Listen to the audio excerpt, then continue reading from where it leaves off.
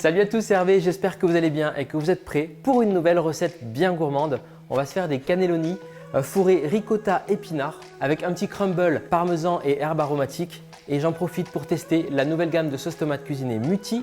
Je prends aujourd'hui le parfum parmesan, il y a 5 parfums différents. On n'a pas de conservateur, pas d'additifs, pas de colorant dedans, que des tomates italiennes.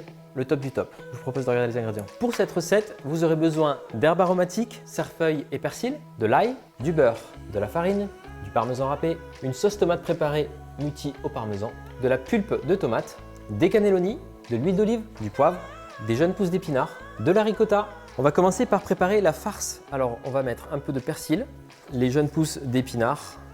Voilà, on va en mettre pas mal, on en rajoutera tout à l'heure, vous allez voir. Je vais commencer à mixer un petit coup. Ça me permet d'en ajouter à nouveau. On va ajouter la ricotta. Allez, c'est parti. Un petit filet d'huile d'olive, un tour de poivre et un petit peu de fleur de sel. Allez, je vais mixer l'ensemble. Voilà, là on est pas mal du tout. Regardez le mélange. On va mettre cette préparation dans une poche à douille. Voilà, j'ai ma préparation ricotta épinards dans une poche à douille. Ça va me permettre de fourrer les cannelloni bien proprement. Donc on pousse bien la préparation. Voilà, ça va être top. J'ai mis un gros embout ici.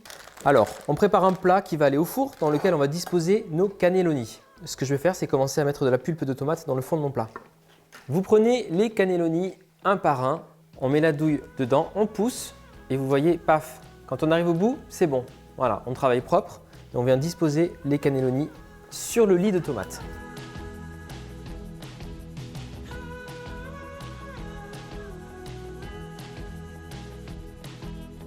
On va verser à présent sur les cannelloni la sauce Mutti. Donc aujourd'hui, j'ai pris la parmesan. Vous remarquerez le Nutri-Score A au passage. On est sur 80% de pulpe de tomate dans cette préparation.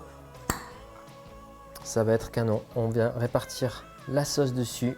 Avant d'enfourner nos cannelloni, je vous propose de réaliser un petit crumble aromatique. J'adore toujours associer différentes textures dans mes plats. Et là, on a des cannelloni qui vont être super moelleux avec toute la sauce qu'on a mis dedans.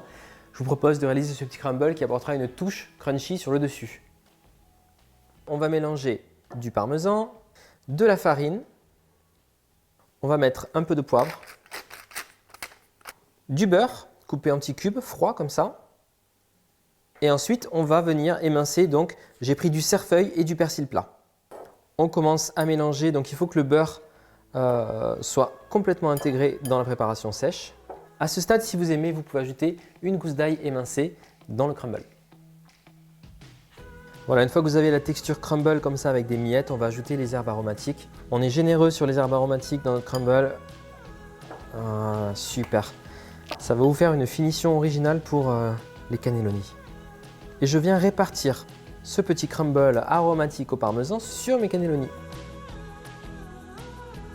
On est parti pour 30 minutes de cuisson à 180 degrés. Aujourd'hui, j'ai choisi le parfum parmesan parmi les 5 produits de la gamme. Vous avez notamment légumes, olives, basilic et piment. Allez, je vous propose de sortir les cannelloni qui sont cuits. Ah voilà, si c'est pas appétissant ça. Bon, je vous l'avais dit, on part sur une recette vraiment gourmande. Donc, le petit conseil toujours, laissez votre plat reposer une quinzaine de minutes avant de le manger. Les pâtes vont continuer à absorber la sauce. Elles vont être super moelleuses. Vous allez avoir le goût de l'Italie en bouche avec ces pâtes. Comme d'habitude, je compte sur vous pour liker, commenter, partager la vidéo avec un maximum d'amis. Peut-être que vous retrouverez ce plat à table chez vos amis la prochaine fois que vous irez. Et puis, il ne me reste plus qu'à vous dire bon appétit!